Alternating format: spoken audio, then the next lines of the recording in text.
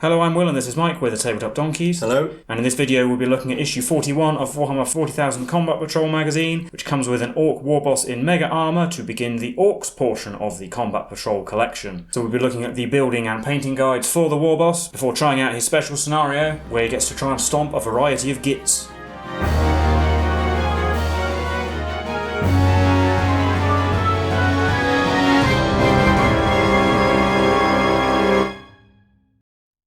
First up in the magazine is the build guide. Most of the Ork models we'll be getting are push fit, so you don't need glue to build them, but as usual we would recommend using glue because it makes them sturdier and it also makes them a little bit easier to go together because sometimes it can be quite hard to push the tabs into the holes. You also want to be careful with this model to make sure everything is pushed together properly, otherwise you'll end up with gaps. So you're starting with the main body of the Warboss, and then finishing over the page, but it does recommend not gluing him into his base and possibly not gluing on the pipes and engine assembly on his back as well to make it easier to get the paintbrush in to paint some things because it can be quite hard to reach some areas. And then the painting guide, obviously we haven't painted any Orks so far, so this will be defining their colour scheme essentially. The magazine tells us to paint them as members of the Goth clan, so we're starting with an all-over undercoat of Aeldari black, which will be the majority colour, and then Ork flesh, so we got a few issues ago for all of the skin on both the Warboss and the Gretchen gunner on top. Then Mephiston red for the Warboss's loincloth and the Gretchen's trousers, as well as a few other details to break up the black, like some details on the banner, part of the weapon casing, and also the two greenskin's eyes, and some of the pipes and cables. Then painting more of the cables in Macragge Blue or Avalon Sunset. You might need a couple of coats over the black. Mechanica Standard Grey for the Warboss's trousers. Lead Belcher for all of the metal parts, and there are a lot, so take your time with these, and tidy up with the black if you make a mistake.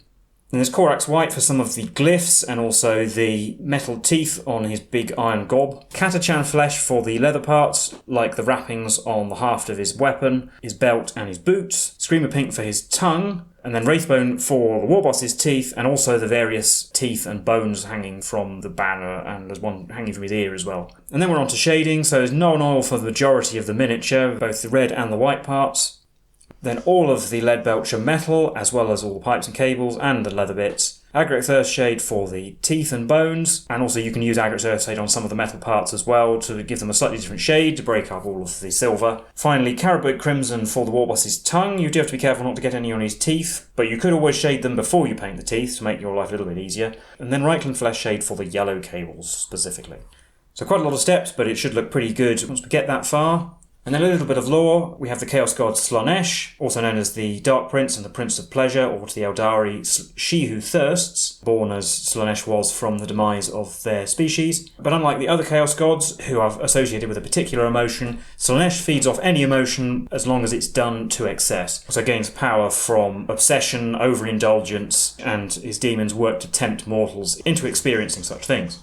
And once again, some of the demonic servants. A contorted epitome is a magical mirror that can cast spells and hypnotise things. The fiends of Slaanesh are bizarre creatures that emit a sort of keening wail and a soporific musk that allows them to slice apart their opponents. A Hellflayer is a weird chariot thing covered in razor-sharp blades, pulled by strange demonic steeds. And the greater demons of Slaanesh are called Keepers of Secrets, disturbing four-armed creatures with animal features. Then we have a name generator for Ork characters. These are in fact second names that you can add on to the name you generate from their normal name generators in their collection articles. So we've got one for the Warboss first, but then for the pilot of the Death Dread and the driver of the Boomdacker Snazwagon, both of which we'll be getting later. Then the collection article finally for the Warboss. Ork society is very simple in that the largest and strongest are in charge, and a Warboss is typically the biggest and most brutal of his kind. And some Warbosses are even important or rich enough to be able to have a suit of Mega Armour, essentially a mechanical exoskeleton covered in thick armour plates that greatly boosts the wearer's strength. So as usual we have a name generator and a place where you can record the name, and when you've built, painted and played with the Warboss.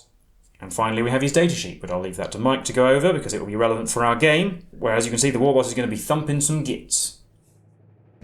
Well, before we get into today's game, we have to look at the datasheet for our new Warboss in Mega Armour. So he's got a 5-inch move, toughness 6, 2+ armour save and a 5+ invulnerable save, 7 wounds, leadership 6+ and OC of 1. He's got one range weapon, his big shooter, which is rapid fire 2, 36-inch range, 3 attacks, hitting on 4, strength 5, EP 0, 1 damage. And his melee weapon is his Ooge Chopper, which is 4 attacks, hitting on 2, strength 12, -2, 2 damage. He has the Wild Faction ability, which is explained down below, and his personal ability is Deadard, where when a War is called until the start of the next battle round, he has a Feel No Pain of 4+.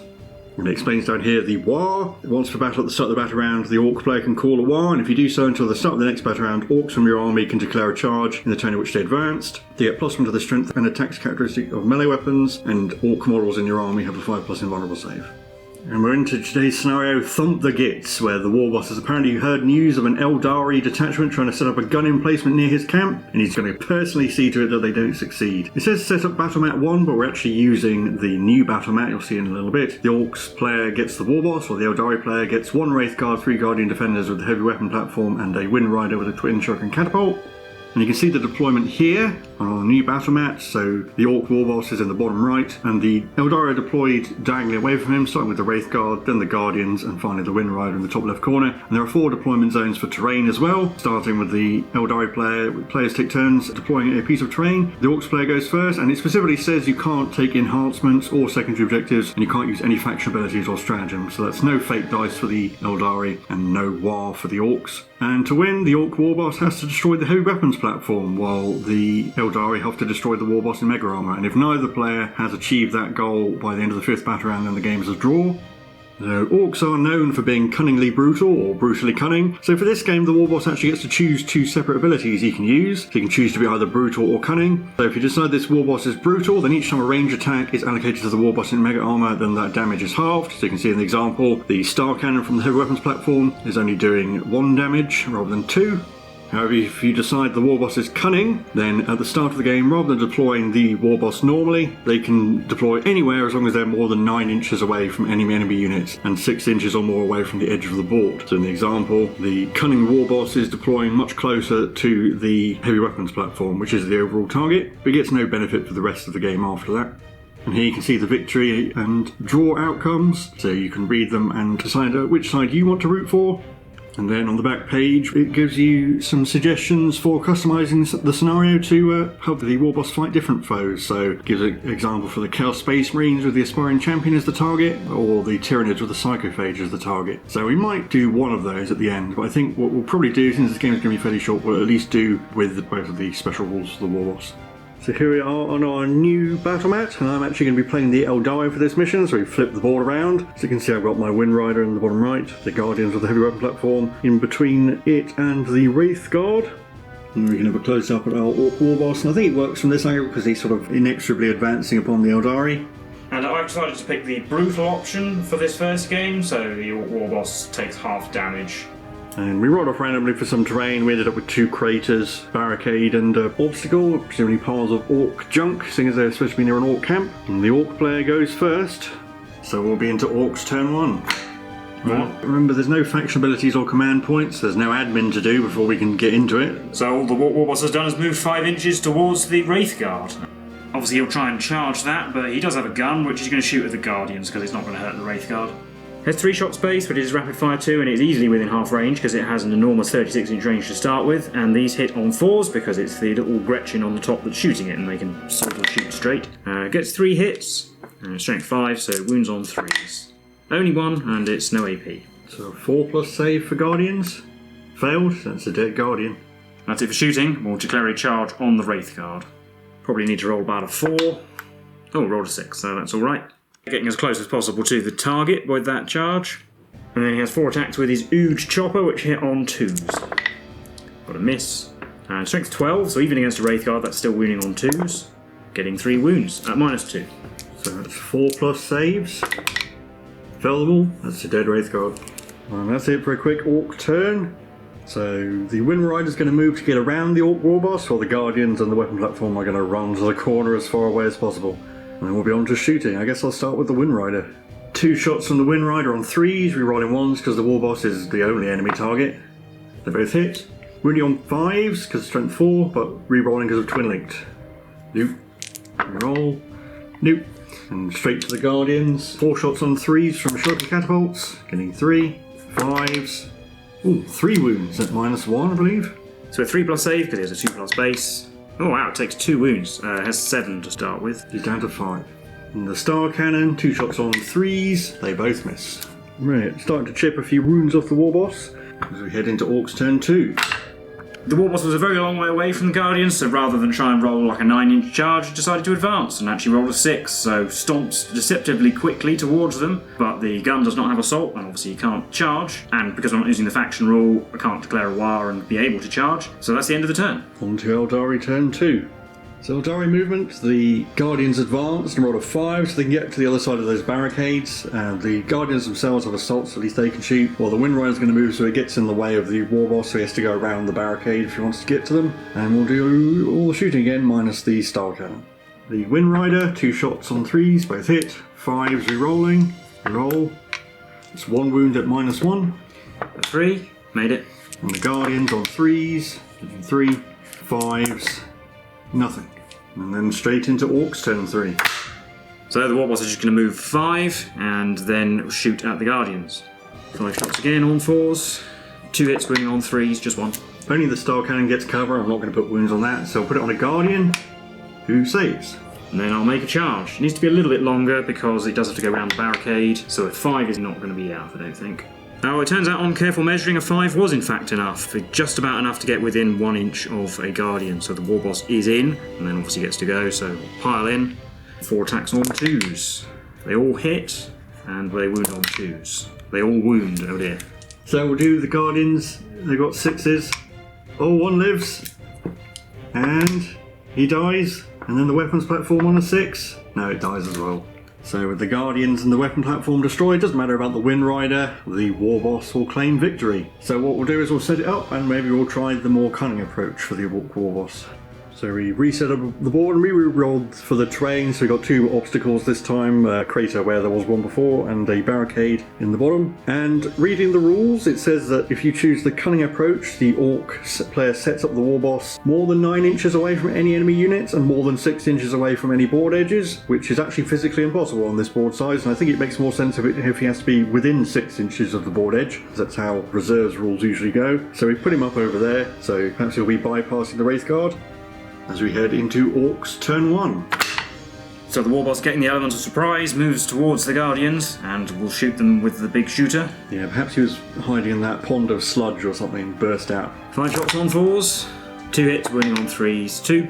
4+ armor saves, made on failed 1, lose a Guardian. And then we'll declare a charge, probably need about a 5 because the Guardian got taken away, or that is a 5, that should be enough. A 5 is enough, so the Warboss gets into there. Very similar to last time, 4 attacks on 2s. Oh, he missed once this time though, which means he needs to wound with all 3 in order to have a chance of killing them. He did not. Oh. Yeah, I need to make at least one of these saves for the Guardians, because if the Guardians die, the weapon platform is destroyed anyway. No. So the Guardians would die, it doesn't matter if it hits back, because the Orks immediately win the game. So that'll be it for the scenario from the issue. I think what we'll do is we'll come up with a custom one and try that out. And I've gone for some Chaos foes, so we've got a Terminator in place of the Wraith Guard, a Havoc in the place of the Wind Rider, well, Havoc has a las cannon, and instead of the Guardians we have the Aspiring Champion with 3 of his chainsaw wielding friends. Yeah, and I'll go for Brutal again. That only applies to ranged attacks, but the las cannon obviously is a d6 damage, so it's going to help a lot against that. And we'll be into Orks turn 1. Well, we'll move towards the Terminator, but once again the big shooter's not going to hurt that, so they'll shoot at the Legionaries, so try and start taking some wounds off them. 5 shots on 4s. 2 hits, wounding on 3s. 2 wounds, but no AP again. 2 3+ saves. Failed 1, Legionary is wounded. And then we'll declare a charge on the Chaos Terminator. And we roll an 11. So I'll get round the back of the Chaos Terminator, and then 4 attacks on 2s. They all hit and they wound on 2s as well. 3 wounds.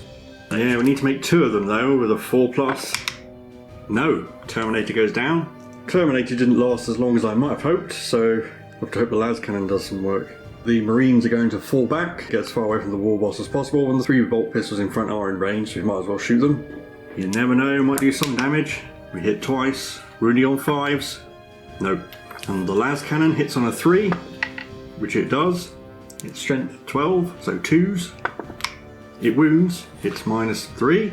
So a 5+ armour or invulnerable save either way. No, can't re-roll anything. D6 +1 damage, 3, which is halved to 2. And we're into Orks turn 2. We'll move up normally this time because the charge is not as long, and we'll shoot the Legionaries again. 4s to hit. Oh, only 1 wounds on the 3. Yes. 2+ save. Failed, lose a Marine. And a 6-inch charge to reach the legionaries. That's a 6. So the Warboss gets to there with his charge. And then he'll pile in. He couldn't quite get the Havoc in range, so I'll just go into the legionaries like that. 4 attacks on 2s. Oh, missed once. Needs to wound with all 3 so that we actually have a chance of killing all 3. Oh, I didn't. And this time there's no heavy weapon platform goes away problem, so the Aspiring Champion will survive for now. Yeah, and the legionaries have a 5+ save. Failed both, so the 2 regular guys are dead. So we're down to just the Aspiring Champion who's going to step up to face the Warboss. He's not afraid of some savage orc. The champion has 4 attacks hitting on 3s, 3 hits, wounding on 5s, 1 wound at -2. 4+ armor save. Made it. And then we'll be on to Chaos turn 2. So at the start of the turn, the Aspiring Champion has to take a Batroc test because he was in a 4-man unit and he's the only one left. And he succeeds, which is handy, so I can fall back. So the Aspiring Champion is going to bravely run away from the Havoc. He's going to try and shoot the Warboss in the face. And he hits on a 3. So he hit. Wounds on a 2. It does. -3. 5+ invulnerable. Oh, I made it. Oh, it's the Mega Armour coming in. So that'll be it. I'm not going to charge the Havoc into the Warboss. So we're on to Orks turn 3. Well, the Warboss knows what his target is. He's going straight for the Aspiring Champion. We'll ignore the Havoc and he'll shoot the Aspiring Champion, I suppose. He got 2 wounds with the gun. So 3+ save. Whew, failed 1. And then obviously the Warboss makes his charge. And then in melee he'll have 4 attacks on 2s. Oh, they all hit. 2s to wound, 3. Needing 5s. Ugh, no, made 1. So the champion goes down. So that'll be another Orc victory. We'll set up one last time for a game against the Tyranids. So set up and redone the board again. This will probably be the final game. So we've got the Psychophage in the place of the heavy weapons platform of the Guardians, 2 Von Ryan's Leapers in the place of the Windrider, and a unit of 10 Termagants instead of the Wraithguard. Possibly a bit more of a challenge for the Warboss, and seeing as the brutal approach gives no benefit because all of these shooting attacks are damage 1, the Warboss is going to be taking a more cunning approach in this case. We'll go the other side this time. It's probably a slightly less good position than where he was last time, but just for some variety. We'll be into Orks turn 1. 5-inch move gets him around the terrain piece, and then I think we'll shoot the Termagants because the big gun's not really going to damage the Psychophage much. Got 1 whole wound. 5+ armour, saved. And then charge into the Psychophage. It makes it. Gets into the Psychophage, and then obviously we will attack it. Big Orc versus Big Bug. 4 attacks on 2s, and they all hit. They're winning on 3s though because it's toughness 9. Which didn't make any difference, because I still got 4 wounds. 5+ armour saves. Oh, we made 2. So that's 4 damage going through, and it's got a 5+ feel no pain. And it ignores another one, so it only takes 3 damage. And its hitbacks, it gets D6 +1 attacks for 4. Hitting on 3s, getting 3. Strength 6, so wounding on 4s, but 6s are devastating. No devastating, but 3 wounds, -1 AP. So 3+ saves. Oh, failed 2. That takes 4 damage. Yeah, he's down to 3. Movement phase in my first turn. The Termagants are blissfully ignorant. We're probably not going to be relevant at all in this game. It's going to come down to the Von Ryan's Leapers and the Psychophage. Psychophage is going to stay in combat because it is a monster, so it can shoot its ranged weapon. And the 2 Von Ryan's Leapers are getting an inch away from the Warboss. So we're going to fire the Psychoclastic Torrent at the Warboss, hitting D6 times. 5. Strength 6, so wounding on 4s. 4 wounds. -1. 3+ saves. Oh, takes another wound, down to 2. So Von Ryan's Leapers will charge. Don't need to roll their charge, just go straight in. 12 attacks on 3s. 8 hits, wounding on 5s. It's only 2 wounds at -1. 3s to save. Oh, down to 1 wound. Well, it's not going to matter because the Psychophage does 2 damage. Yeah, but the Warboss lives, and he can potentially kill the Psychophage. With 4 attacks on 2s. I can't now because he's only got 3 hits. They wound on 2s. They all wound. 5+ armour. Save 2. Feel no pain for the damage. Shock both. No damage. And then the Psychophage attacks. Oh, it gets 7. 7 attacks, hitting on 2s because the Warboss is below starting strength. Slightly cocked. 4 hits. Strength 6 means wounding on 4s, but the Warboss is below half strength, so +1 to wound is 3s. 3 wounds at -1. 3s. Ah, there we go. 1 goes through. And that is actually going to be a Tyranid victory. Well, I think we'll stop there. We've had a pretty good showcase of the Ork Warboss in Mega Armour, so I'll recap these games for you now. So those were the games for issue 41 of Warhammer 40,000 Combat Patrol magazine. How do you think those went? Well, obviously they went fairly well until we got to the Psychic Phage. I'm not sure how much of a challenge some of those presented for the Warboss in reality. The Wraithguard, for example, can do quite a lot of damage, but it was right in front of the Warboss at the start, or being able to take the cunning approach renders a lot of it kind of pointless if you can make the roll. Being able to set up the Warboss 9 inches away from the Guardians and the weapon platform, then move 5 and get a 4-inch charge. Yeah. Yeah, the Wind Riders and the Guardians themselves just aren't really going to do anything to a Warboss. And then the custom scenario as well. The Chaos Bond, maybe we made it slightly too easy, but on the other hand, the Terminator could have shrugged off the hits if it rolled well for his saves, and then you could have multiple shots from the Havoc and a Power Fist or two couldn't take him down. So yeah, and the Psychophage is perhaps a bit much, although he would have a 3+ save against his attack, so he should survive fairly well. Perhaps he just got a few bad rolls. I mean, fighting a unit of 3 models makes 4 attacks look reasonably good, but actually 4 attacks, even when it's 2s and 2s, it's not that unlikely you'll only get, say, 2 through, and then if you're fighting a unit, that's only going to kill 2 models regardless of... He's definitely a risk of being bogged down by a unit like the Termagants, or even a full unit of Chaos Space Marines would actually probably seriously threaten him. You could almost argue that he's big enough that he should have a split profile like the Wraith Lord. You'd think with a weapon that big and an Orc that big, he should be able to do strike and sweep attacks, but I think that's still the case even in full 40k, so... And actually, -2 AP is not brilliant. And only doing 2 damage as well. He's got the strength to hurt vehicles, but he's not going to do enough damage to take them out quickly. Yeah, obviously the toughness 6 means he's relatively durable against smaller attacks. Big things can, of course, do some damage to him, but I think the biggest problem he's going to actually have in Combat Patrol, we'll have to see, is that he can't join any of the units. It's a bit like the Tyranid Prime, except he doesn't get an enhancement to give himself lone operative. So he's always running around by himself, and he's quite slow, so you can actually just pick him off with heavy weapons if you've got some in your Combat Patrol. Yeah, although you do get the War, which does alleviate it somewhat by making him more durable and letting him advance and charge. That's true, and you do also have a couple of faster units that you can use to tie up enemy heavy weapons, so it's not too dire for the Warboss. But I think when we do have a game on 2 boards, his slow speed will be a downside, especially because unlike, say, the Terminators, he doesn't really have any firepower to speak of. While they're slow, they can still influence a lot of the board. Yeah, he doesn't really have enough shots to take out hordes either when they're only hitting on 4s. Yeah, and he is a really cool model, certainly very orky looking, with his grot on the back being the sort of turret gunner, which also makes it more accurate than usual Orc shooting. Yeah, the Orks Combat Patrol is the most recent Orc models, and they're just a bit bigger than some of the older ones, so they do look sufficiently large and imposing. It's the sort of thing you really would not want charging at you. Obviously, this would be a great saving getting in with a single issue. Yeah, he's £26, I think, at the time of filming, so getting him for £10 is obviously great value. Yeah, and we got our new board as well, which is nice to have a bit of variety again. A bit lighter as well, so it perhaps looks nicer on camera. And it's a bit less garish than that Outpost one we started on. And we assume the second one will be very similar, where it'll be, again, double-sided. So by the end, you'll be able to have 4 options for full-size Combat Patrol game between the 4 boards. So I don't think there's too much more to say about these games, or the issue, or the Warboss. So as always, if you like this content, leave a like and subscribe. And if you play Orks and you use the Warboss and Mega Armour or anything, let us know your thoughts. We've been the Tabletop Donkeys, and we'll see you in the next one. Bye for now.